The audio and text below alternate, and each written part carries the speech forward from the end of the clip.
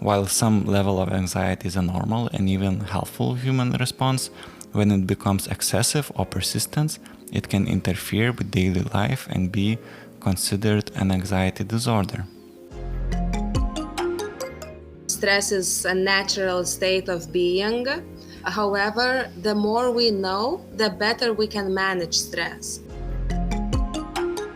It works really well for me. The brain gets completely empty and recharged. Welcome to the Volunteer Support Podcast, brought to you by the European Union's co-funded project Promptus EDU, a collaboration between associations Audis Aut Mori and Building Bridges.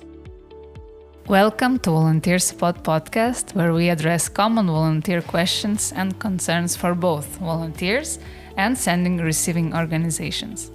This episode is dedicated to talk about strategies for managing stress and anxiety, and here with you is Audis Aut Mori team, me, Gabriele, and Tadas. Hello. And we have very special guest, Migle.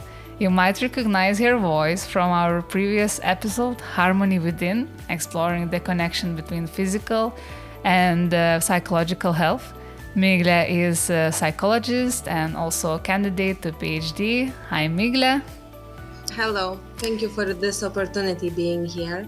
Migle is also doing her PhD about stress. Maybe she will share a little bit more about it.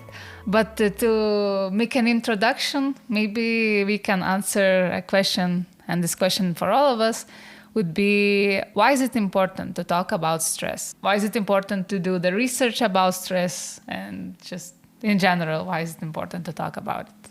I believe it's important to talk about stress because this is a natural state of human. Everyone feels stress at some point of day or life in general.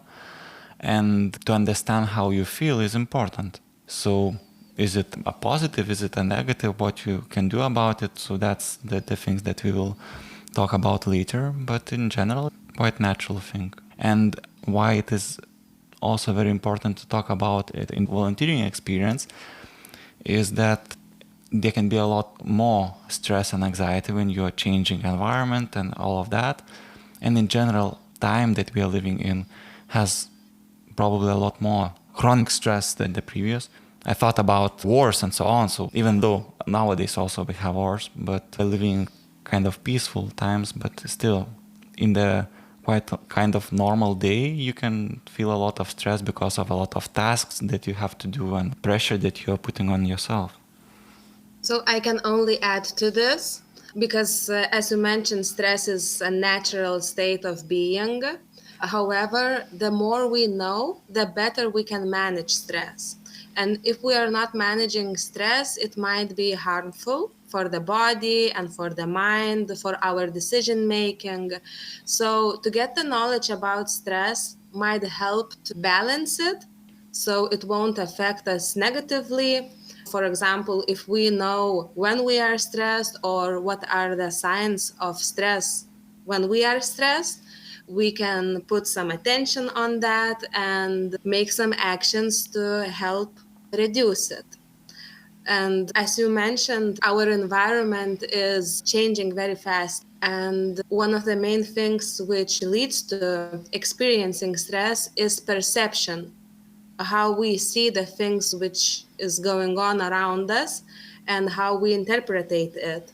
I believe that the knowledge about stress might help to make the reactions more positive or more optimal, because when we get to know how we react, we also might create a plan how to help ourselves. So if we are speaking about going abroad and blending in different culture, I think this is one of the main things a person should consider. How will I deal with the stress during the process? I think in some situations the stress is inevitable. You might feel more or less of it. And yes, it's important to talk about stress and how to manage it. I also wanted to ask about your research. How did your perception change or broaden from the start that you started the research till now? At the beginning, I thought that stress is very wide and complex construct. However, during the years of doing my PhD, studying, reading, planning the experiment related with stress, I got to know that it's not very complex. There are lots of variables which might be related with stress, but the mechanism, how it works, it's easy. So I really like the definition of stress when it is considered to be a process when a person lacks of resources and is meeting extremely high demands. So that's when the stress comes up. So if we look at it in this way, we just need to give ourselves resources and reduce the demands. And during the years of studying stress, I got to notice that since 2006, there is no new theories about stress. Basically, we just adding new things related with stress, like how one or another variable adds to the process. But the background of stress is quite clear. It is physiological reaction, which is highly related with perception and the environment. First project I planned was to research how firefighters make decisions during stressful situations. It's extremely interesting, and speaking about the climate changes, it's very important to know these things because firefighters are working in extreme conditions. They have to think fast, act fast. The environment is extremely challenging because of the high temperature, limited ability to see around, and the results of their work includes saving lives. The literature shows that some of the firefighters who are experiencing stress are able to act optimal. Like if they are relaxed, they are not so optimal in decision making. And if they are experiencing a particular level of stress, they are able to do things like really fast and process information about the environment very effectively. So this shows that sometimes stress might be the factor which helps to deal with challenges. And if it's too high, it might limit our perception and ability to process information and make decisions which are useful. I really enjoyed researching this topic, and I think it might be applied not only for firefighters, but for other people as well, even in personal situations. I really like that you shared this. I feel like usually stress is not the emotion that we want to feel, and often people are asking how to avoid it, how to get rid of it, and then skipping to look into positive aspects of it. That's really nice that you shared about this. I think now it's a great opportunity to just understand better what is stress, what is anxiety, and maybe Tadas, you can share the definitions.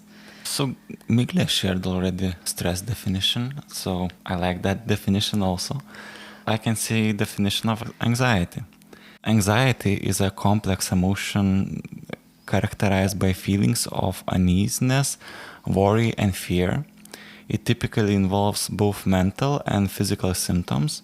While some level of anxiety is a normal and even helpful human response, when it becomes excessive or persistent, it can interfere with daily life and be considered an anxiety disorder. So it's quite similar. As with a stress, low amount can be positive. If it's too much for too long, it can have negative effects. But with anxiety, there are several disorders. Panic attacks, we can have specific phobias or obsessive compulsive disorder, generalized anxiety disorder, and so on. But these are the things that psychiatry is diagnosing. But everyone is feeling anxiety at some time, like when you are just worrying about something, when you have difficulty concentrating, when you are fearing of losing control. These are the mental symptoms. And the physical, it's like increased heart rate, sweating, tremors, muscle tension, dizziness, shortness of breath. So that's symptoms that you can sense in lots of different situations. It can be normal anxiety if it's temporary and based on situation, if it motivates us to be cautious and prepare, and if we can manage it with healthy coping strategies. So I can share a normal anxiety example that I experienced myself recently. Gabriela is my wife, and yesterday I was very anxious about her not coming home because we planned that she will join me during evening, but she couldn't because of the work that she was doing. And then a couple hours later, she is not responding to my calls, she is not home, so I was anxious about that. So what I was doing, I was almost calling police. I was searching for her. So that's like normal anxiety because it's temporary based on situation, and it motivated me to search, to call. So that's how anxiety can be. You say that it's temporary, but even though I came back home and you know that I am safe, but this feeling is still happening for some time. It takes time to, I don't know, to relieve. Yes?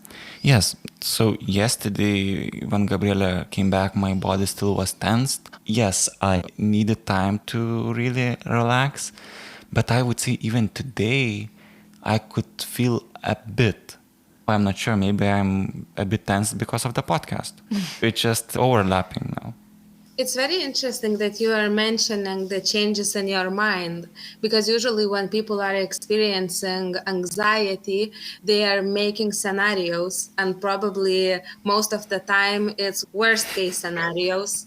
And usually it puts a person in a position where he or she is projecting the future, like the worst possible way. And it's one of the main characteristics of anxiety that it's difficult to be here and now. And the person is trying to prevent the worst scenarios which comes to the mind.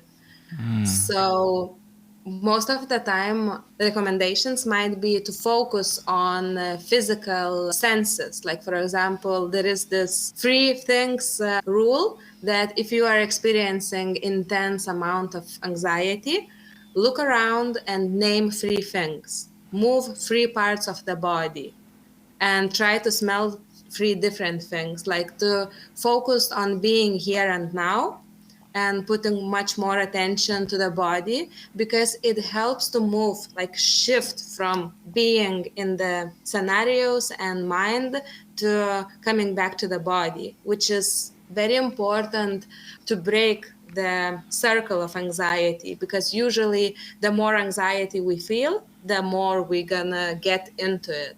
There is this funny thing that intelligent people experience more anxiety because it is highly related with rationalization. So when you know things which might happen, you are more tend to overthink about it. So for people who are experiencing anxiety, it's like a little silver lining, because the anxiety might also be the indication of intelligence. A compliment from Migle to everyone who is feeling some anxiety. You're normal, you're smart. So we mentioned stress and anxiety, and I think it's not always easy to recognize which one is which one. And I have a question for Migla. Do you think it's important to recognize is stress or this is anxiety? And if we recognize treating them is somehow different, the way we treat stress, the way we should treat anxiety.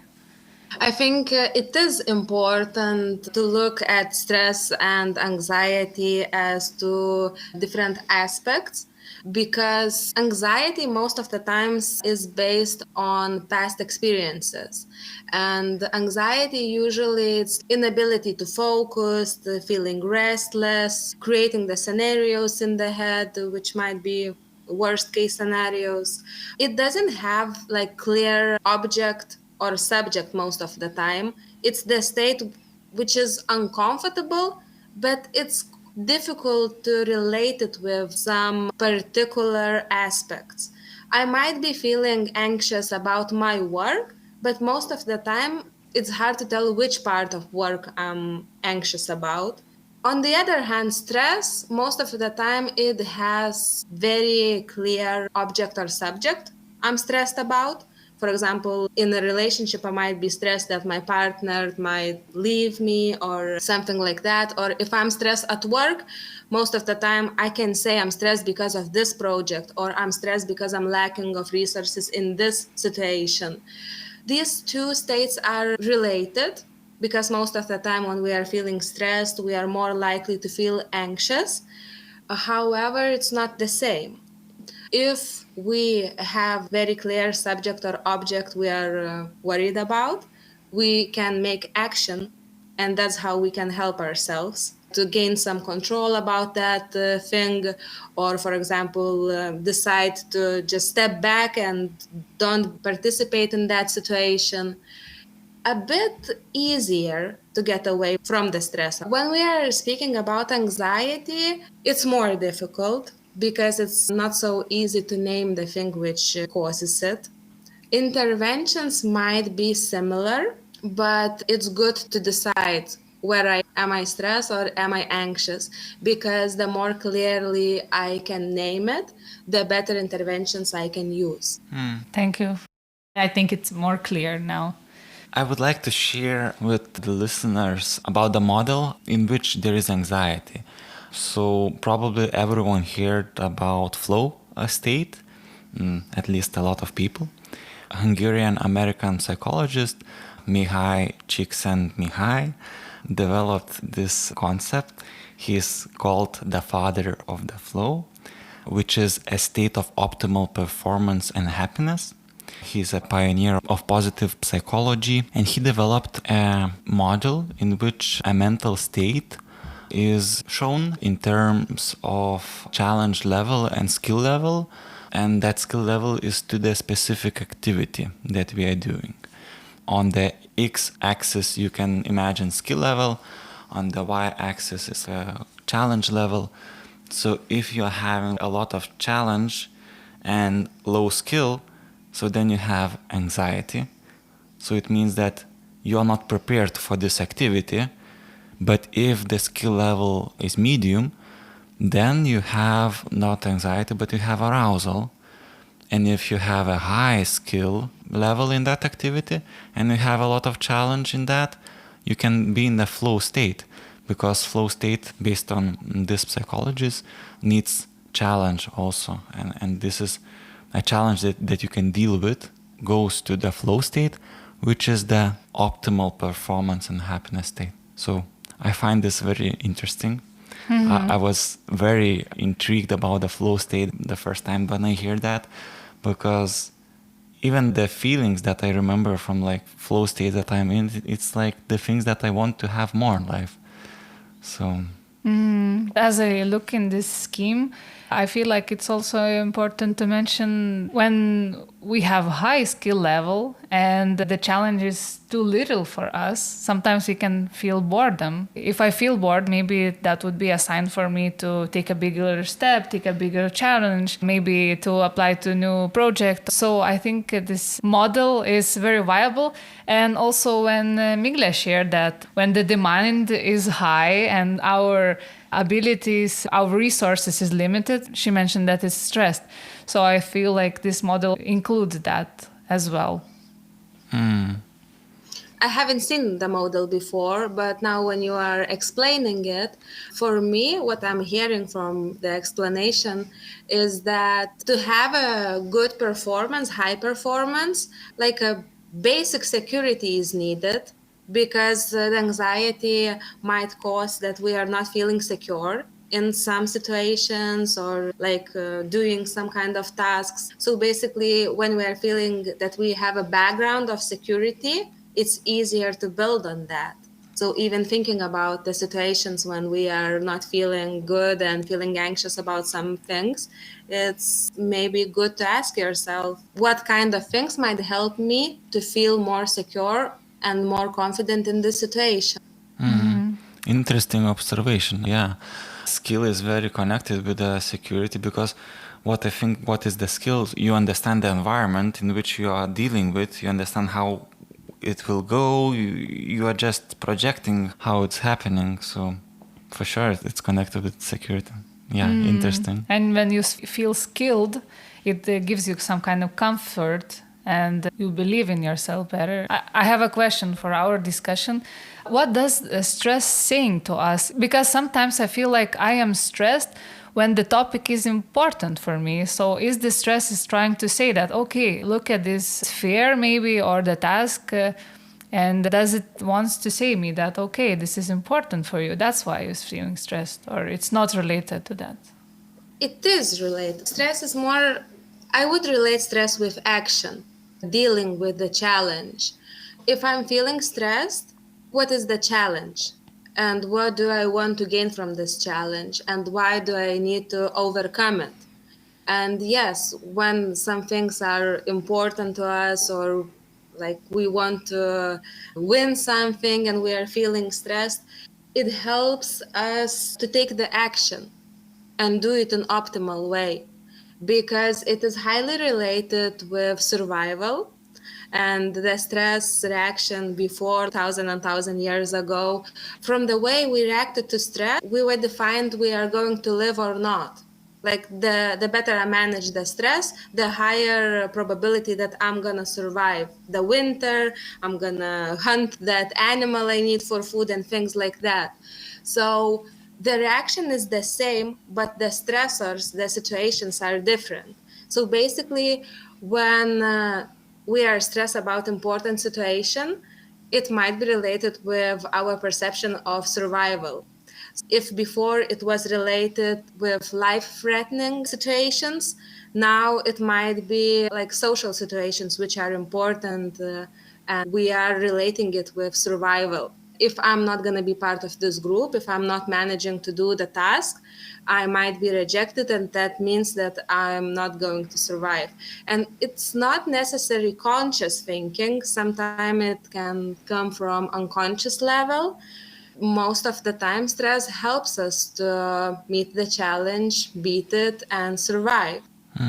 I would like to introduce to this podcast episode term cultural shock. It is, as it is connected with anxiety and stress. And the volunteers are experiencing it when they are moving to the different place with a new project that they are starting. Cultural shock refers to the disorientation, confusion, and anxiety a person experiences when entering a new cultural environment. It's essentially the stressful reaction caused by being immersed in unfamiliar social norms, values, customs, and language. And common symptoms are confusion, frustration, isolation. So what do you think about cultural shock? I feel like I'm still processing this from the way I understood it and from the way it's explained, but I think it's broad and it explains a lot.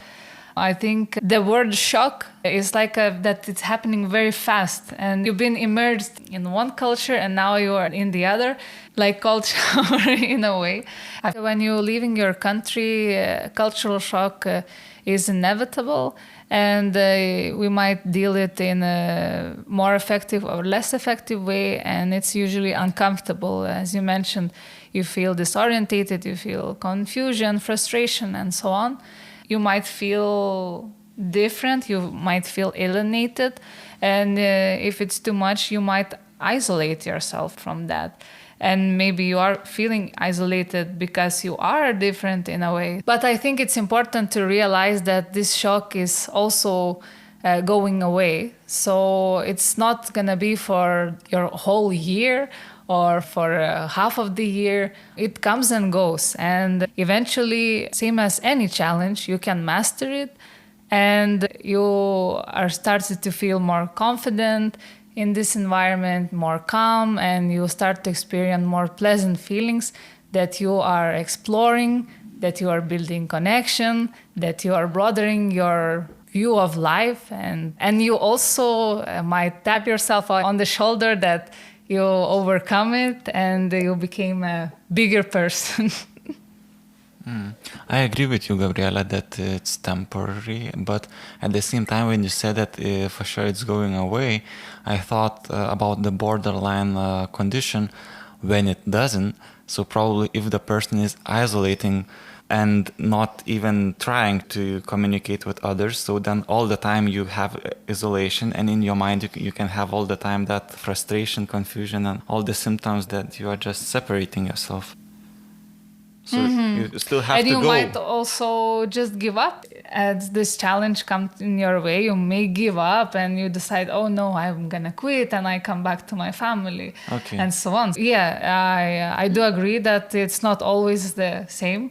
I described a usual concept, but it might differ from the person to person. So I just thought about this, and then I thought maybe it's good to share with volunteers that it's important to go and explore and communicate with new people in the country that you're now living in, because the environment that you know better is safer for you. And if it's a safer environment, then it's less of a cultural shock for you.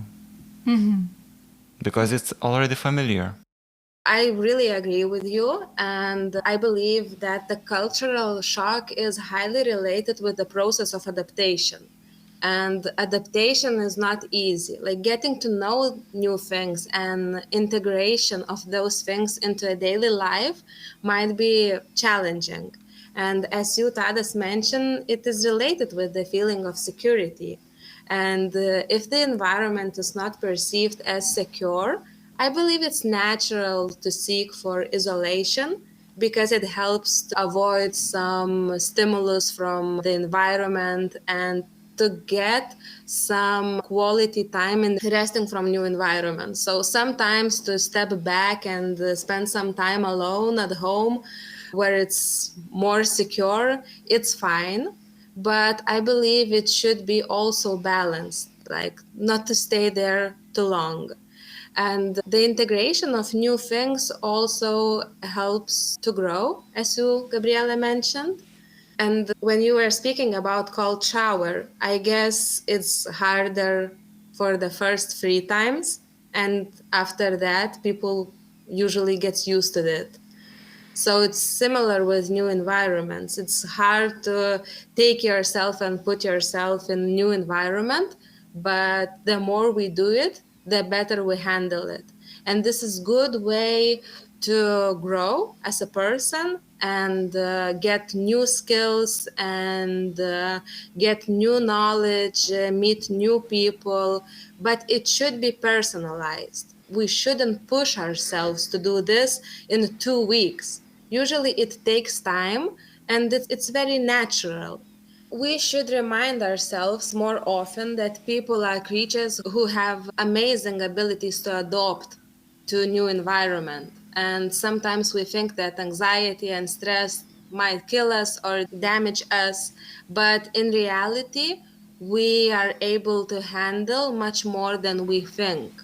So it might be not comfortable being in stress and anxiety in new situations or new cultural shocks, but most of the people has ability to be in here. And the more we push ourselves in being and handling those situations, the better knowledge and the better skill to handle these situations we will receive from the environment and from our experience. So I believe when we are talking about cultural shock, it's important also to talk about specific sources of stress in new environments that our listeners, volunteers will get into. So it's language barriers, unfamiliar customs, differences in work styles, expectations, and so on. But it's also the thing that there will be emotional roller coasters for you volunteers, probably because you can sense excitement and overwhelmed and disappointment, and it's natural that with all these challenges you are feeling it. And understanding these challenges, as we talked, is the first step towards effective managing. So now I believe it's important to talk more about recognizing stress and anxiety. I mentioned already some of the symptoms that anxiety in the body and mind brings. So Migle, maybe you could share about the stress symptoms. Yes, sure. So the stress reaction is always physical. So almost Every time we are feeling stress, our body is showing some signs. So if we are thinking about sensations in the body, it might be muscle tension, also it might be even some aches, some pain in the body, like a headache. Usually when we are stressed and the stress is acute, the breathing is changing, like we breathe in and it's not deep.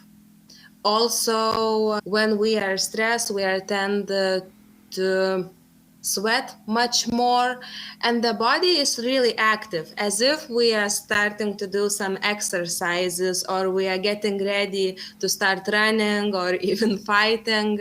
So the physical signs of stress usually are similar to the preparation for be active. When we are speaking or thinking about how the thinking is changing during stress, it's very clear that the attention is not jumping.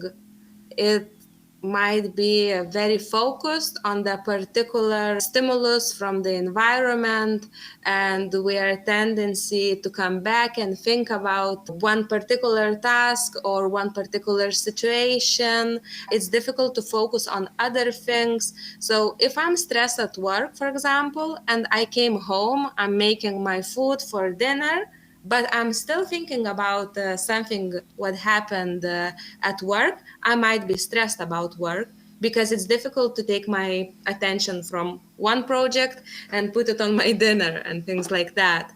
When we are stressed, there is like three main areas which are affected when we are speaking about stress on the long run. It's like sexual desires, sleep tendencies, and appetite. Usually, when a person is stressed, stress reaction consumes a lot of our energy. So we are starting to cut the activities which are not important at this moment. It's like sometimes I give this example for my clients. Imagine yourself sitting in the cage with a lion. Is it going to be easy to learn poetry by heart?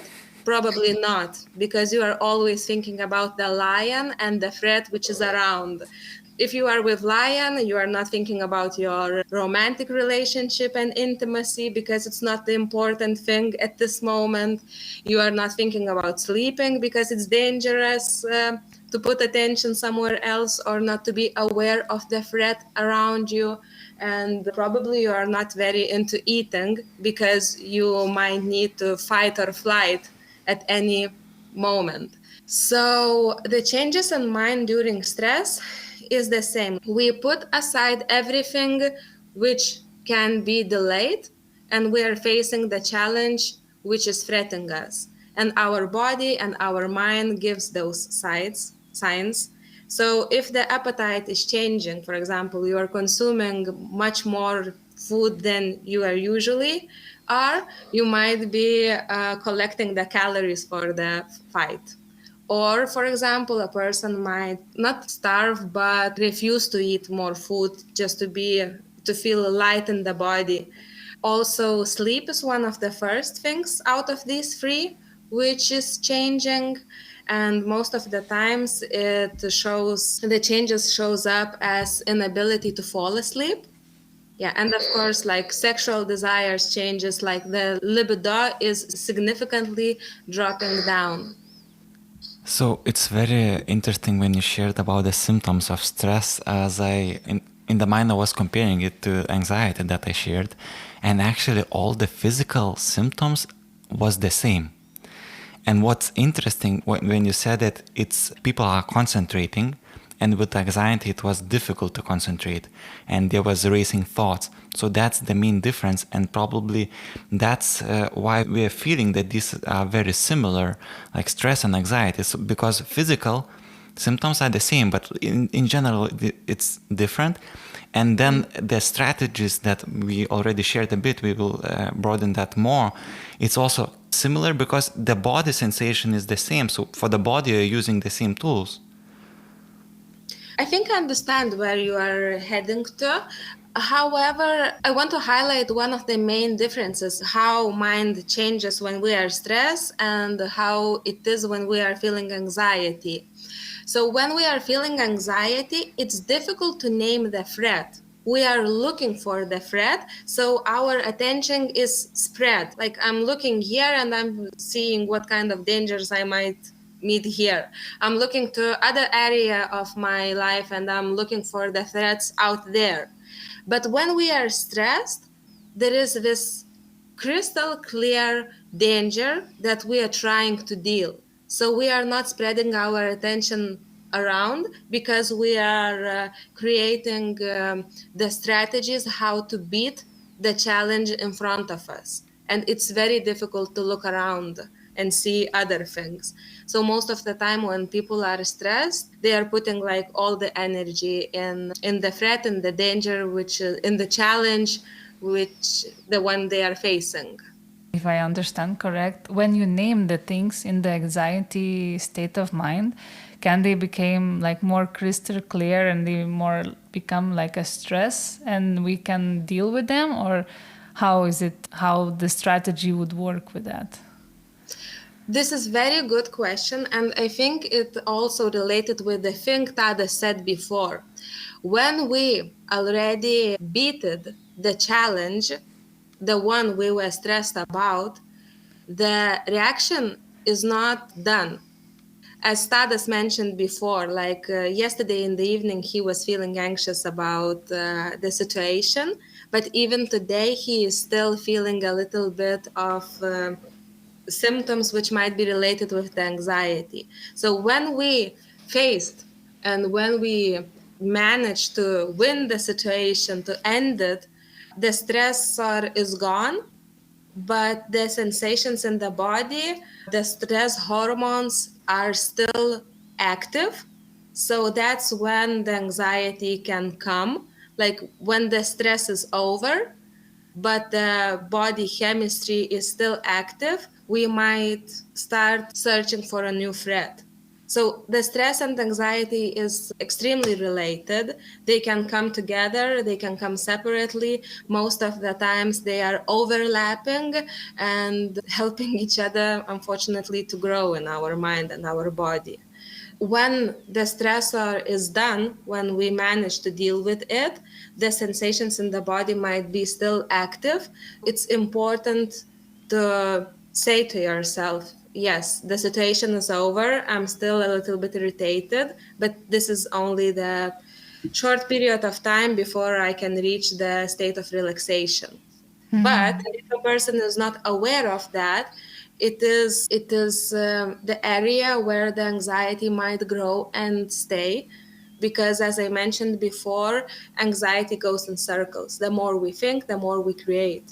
Yeah, that's very interesting. So maybe it's time for me to ask this question. Miglas, what kind of strategies would you recommend for the person who is too stressed or has too much anxiety? Is there some kind of self-care tips or what comes to your head? So one of the main recommendations would be to come back to here and now, focused on body sensations, of course, do some exercises. Also, if we start generating the worst case scenarios, try to think about the best possible way how the things might go on from this moment, because we need to balance it, not to go to the dark side only, but also see the highlights and bright side of the situation as well.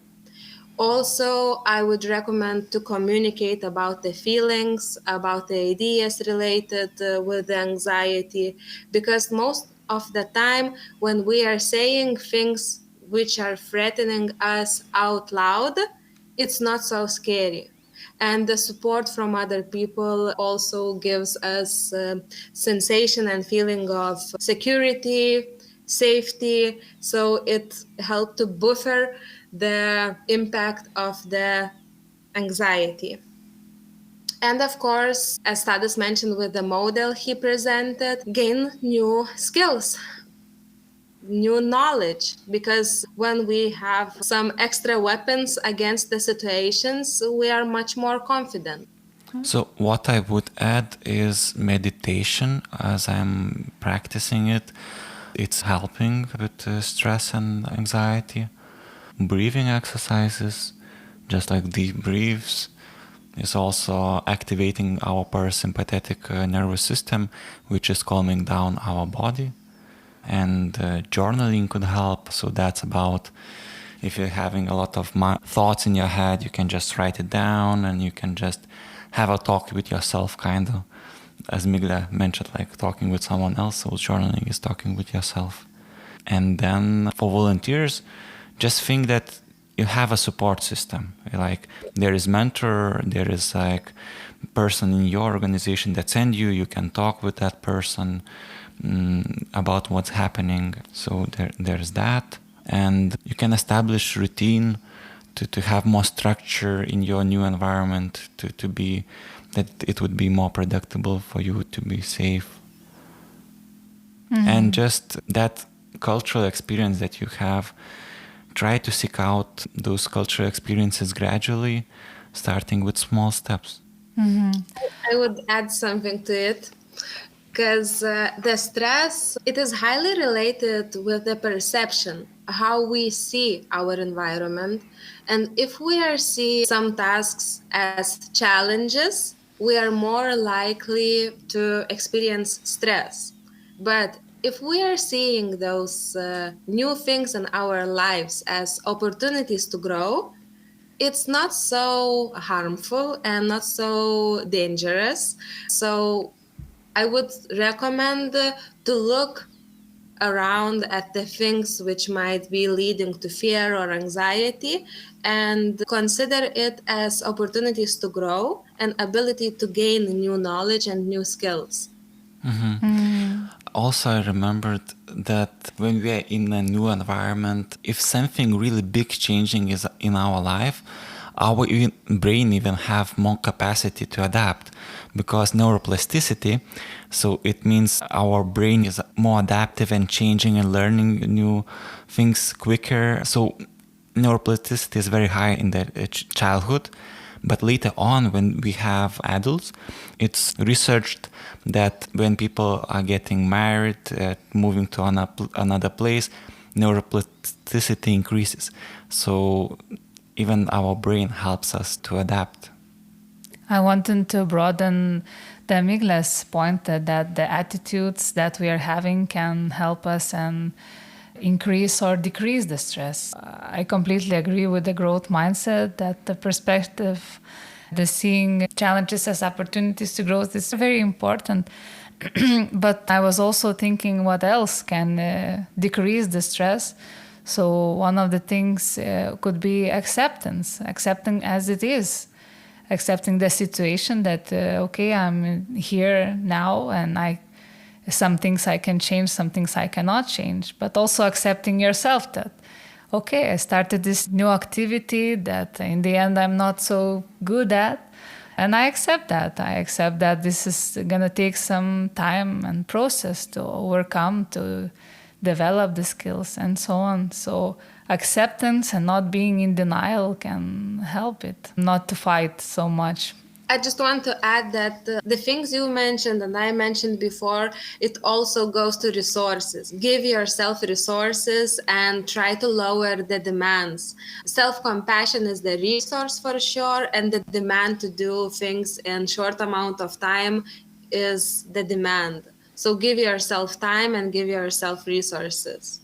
Mm-hmm. So I feel like the things that I will name, what increases stress is really related to that, the perfectionisms. If you're putting yourself high demand to perform in a certain way, of course, that raises your stress levels. Also, sometimes people tend to catastrophizing things and to think, oh, if I will fail this little thing, it will become this huge thing and I'm a failure itself and I will never succeed ever and so on. And natural that if you see it as becoming catastrophe, you will feel stressed. Also, negative self-talk. It also adds stress on you. avoidance and procrastination. Sometimes we know what is happening and what we have to do, and just by avoiding it and procrastinating, you create the stress for yourself. At that time, you are not feeling it, at least not that high, but then just after the activity, you can already sense it. And another thing that I wrote, that it's control issues. Sometimes we want to feel control, and it's very natural, but sometimes when we stressed, especially, it's also some self-sustaining mechanisms that we want more control, and we do not have that, and feeling the loss of control is stressing us and makes us feel unsafe. And lastly, just the pessimism. If we are making everything, whatever we are seeing, making the worst out of it, naturally our head will not be in this pleasant state, and it magnifies the stress. So I want to share one case. I'm working with this professor. He has a PhD status, and he is giving the courses for judges how to deal with stress. And I asked him, can I participate and be part of it, just as observer, to check how he is providing the information about stress and what kind of activities they're doing while practicing to manage stress. And I was surprised because the main activity was breathing exercises, because it's related with autonomic nervous system, and it helps to balance the tension in the body. And it also can be done anywhere, anytime, and it's not visual sometimes that a person is doing breathing exercises.